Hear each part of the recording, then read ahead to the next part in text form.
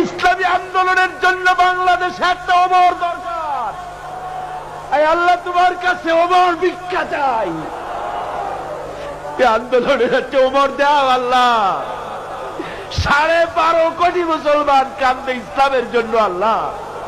যারাই ক্ষমতায় যায় মানুষকে ধোঁকা দেয়, আল্লাহ তোমার কথা বলে আল্লাহ। আল্লাহ এদেশে একটা ওমরের মতো নেতৃত্ব দিয়ে বাংলাকে একটা ঝাঁকুনি দিয়ে ইসলামের পতাকা উড়ায় দাও আল্লাহ। রব্বুল আলামিন দোয়া মঞ্জুর করো আল্লাহ, দোয়া বিরাই দিও না আল্লাহ।